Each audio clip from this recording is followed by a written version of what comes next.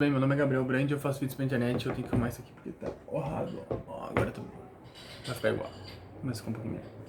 Eu queria falar sobre a administração científica do Taylorismo. O que seria o Taylorismo?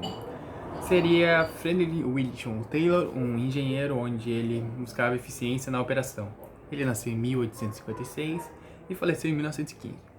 Ele fazia as análises do trabalho e estado de tempo em movimento.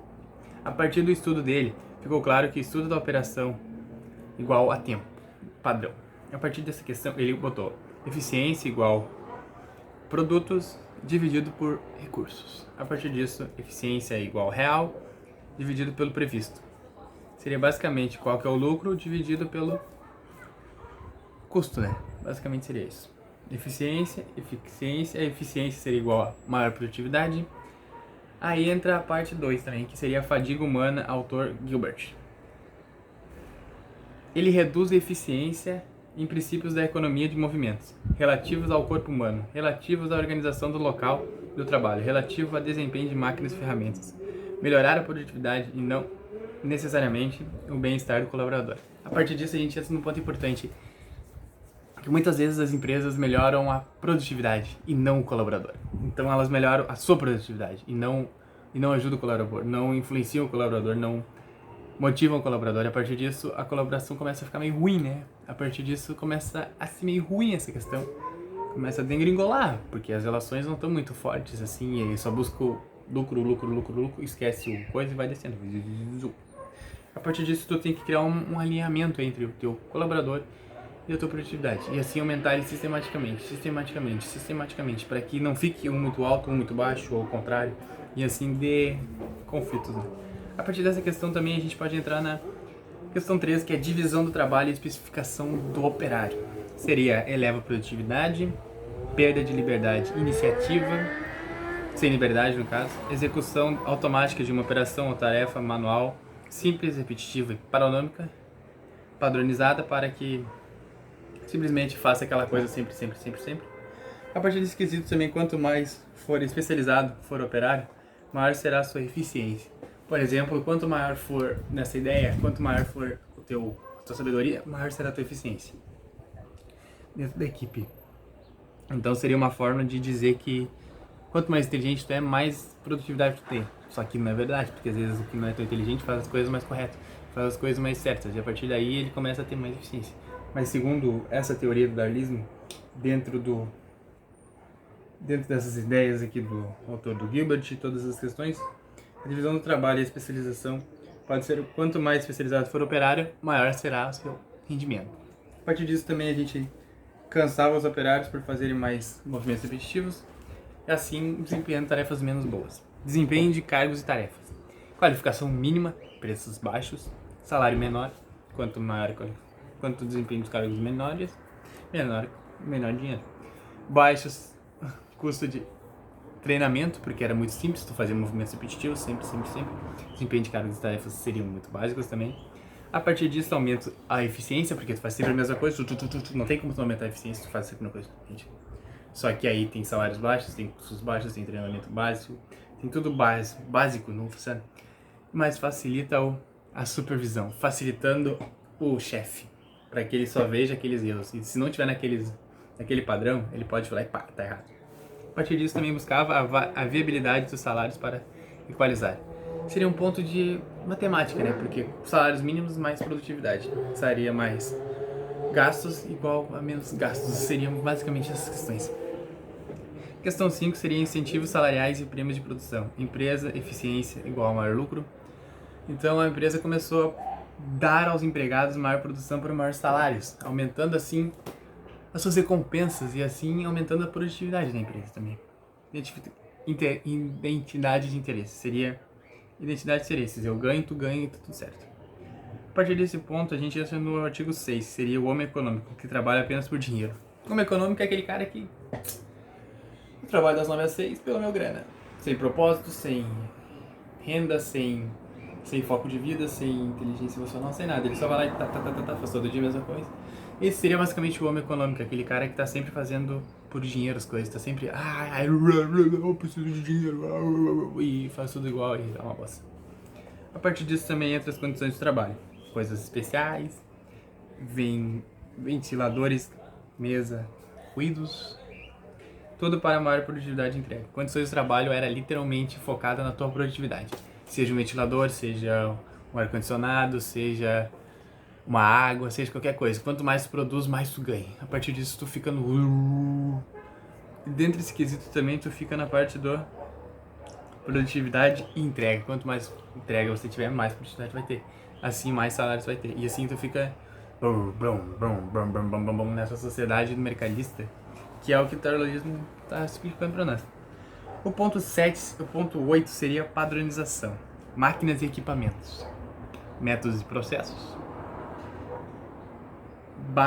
Matéria-prima e componentes. Ferramentas e instrumentos de trabalho. Seria basicamente padronização de tudo, para que isso seja literalmente focado na sua qualidade de produtividade. Seria melhores equipamentos, melhores máquinas, métodos e processos mais rápidos para tu fazer o A e o B muito rápido, para tu conseguir entregar muito rápido. A partir disso também seria matéria-prima e comportamento, ferramentas e instrumentos de trabalho. A partir dessa questão, a gente entra no artigo 9, que seria a supervisão funcional. Responder a diferentes pessoas para determinar a tarefa para cada avaliação para cada tarefa. Isso era basicamente o que eles achavam, que tipo, quando tu fazia uma coisa para várias pessoas, por exemplo, eu faço água, eu sirvo água pro X, ele vai me dar um elogio. Eu sirvo água pro Y, ele vai me dar um elogio. Eu vendo café na rua, ele vai me dar um elogio. Eu vendo água na rua, ele vai me dar um elogio. E a partir disso, tu entrava na parte, ele me deu um elogio, ele me deu um elogio, ele me deu um elogio. Porque eu fazia diferentes tarefas e as pessoas achavam que quando eu entregava melhor para as outras pessoas, por exemplo, tarefas diferentes, caso eu tenha que passar roupa, digo para minha mãe, caso eu tenha que estender a roupa, eu digo para minha irmã. A partir disso, cada tarefa seria diferente, para que isso elevasse o nível de motivação deles dentro dessa ideia. A partir do livro Teoria da Administração, nós vamos na organização. Duas pessoas para o mesmo objetivo. Seria agora conjunto nas empresas. A partir do processo que pessoas são pessoas com habilidades nos lugares certos, devem ter limites disso ou daquilo, quais tarefas fazem não fazer, ambiente global no seu negócio, competição para inovar e gerir melhor qualidade no produto também, mudanças mais rápidas e adaptação para que isso não fique naquele globinho ali e assim tu possa entrar em vários pontos. A partir do quesito onde a ética e a moral são dentro da instituição fundamentais para que isso aconteça e para que isso seja literalmente usado. Sistema aberto, interação com o ambiente, sinergia para ação em conjunto, equilíbrio econômico, equifunibilidade e resultados por diferentes lugares. Em diferentes lugares resultados, a partir desse quesito.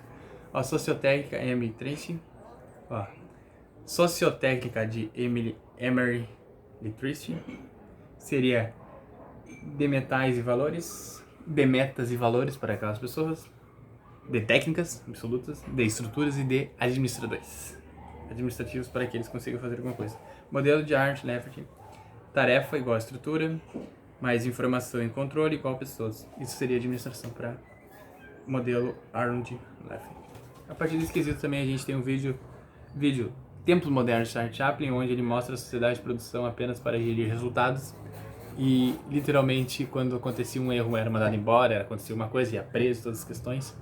E esse filme retrata exatamente a sociedade industrial, onde é que Charlie Chaplin, ele é um operário, e a partir disso ele tenta ser feliz. Só que toda vez que ele tenta ser feliz, dá alguma merda. A partir disso, ele começa a fazer coisas erradas na coisa, por exemplo, na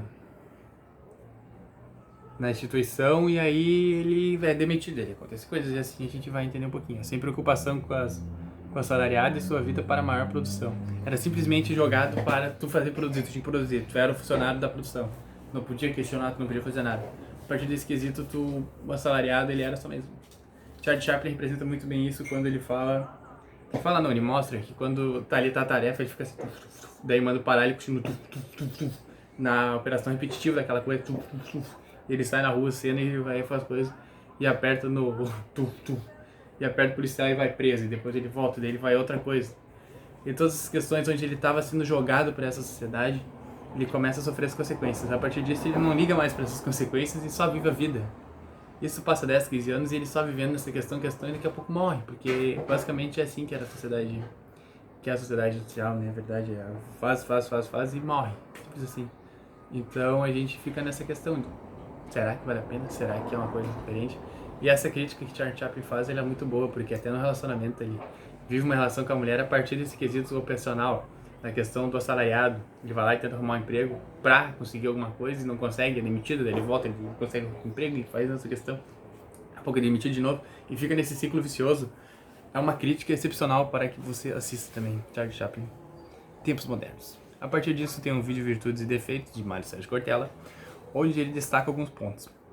Ele e a máquina são a mesma coisa, onde o Taylorismo para o Taylorismo é ele e a máquina é a mesma coisa, não tem diferença entre a cabeça e o cérebro, são tudo iguais. A partir disso também, o que se superou foi a desumanização. Esse foi um ponto que se superou no Taylorismo, onde o assalariado agora tem um pouquinho de competência, ele tem um pouquinho de ser humano. E não é simplesmente ele a máquina como era antigamente. A partir disso não pode ser máquinas. Não podem ser máquinas e se sinta mais importante que ela. Não pode ser mais importante que uma máquina. Tu não pode ser... As máquinas não podem ser mais importantes que você, mas naquela época era, segundo o Taylorismo. A partir disso a gente leva a competição mais congruente e a atualização de si mesmo a fim da potencialização daquela tarefa. Quando você entende que aquela pessoa digamos assim, é uma pessoa e não uma máquina, você entende que ela pode dar mais produtividade. A partir disso, ela também gosta mais de produtividade. Mas segundo o Taylorismo, não. Pessoas são máquinas e máquinas são tudo mais. E aí fica nessa questão. Aí a gente entra no livro Organização Racional do Trabalho. Ford, terceira parte. Tempo e produtividade igual a intensificação. Produção, chefe, empregado. Velocidade da potência do capital corrente, para gerar mais e mais e mais e assim usufruir da empresa. Matéria pode ser desperdiçado, o tempo não. A matéria pode ir, mas o tempo não. Tu tem que dar produtividade a partir daquele tempo. Tu pode até mandar embora, mas tu tem que fazer. Dentro daquele tempo das 9 às 6, digamos assim. Que você tem que produzir para que entregue alguma coisa. Matéria pode, Fordicismo é para produção em série. Fordicismo é para produção em massa, para tu. A partir disso também o artigo estudo de casa para fazer o meu. Eu tenho que fazer um negócio aqui da Fracuru agora, mas eu acho que seria basicamente isso. O quarto quesito que a gente pode desenhar um pouquinho ainda, que seria as partes da, digamos assim, do Taylorismo, onde ele joga basicamente as questões da máquina e da pessoa, da desumanização, dos baixos salários, as questões da produtividade, das questões baseadas na produtividade e não no ser humano. Dentre essas questões, isso fica bem claro no Taylorismo e isso é coisas que a gente vai superando durante os anos. Mas tem muitas coisas dentre as que eu falei que isso ainda é muito relativo e que acontece muito. Um exemplo claro é você acreditar que a máquina é mais importante que tu. Às vezes dentro de uma empresa o chefe acha que a máquina é mais importante que tu, que aquele processo é mais importante que tu e acaba te jogando para baixo. Por exemplo, uma venda de bolo, por exemplo, uma fabricação de bolo, uma fabricação de roupas, uma coisa assim, e acaba te botando para baixo.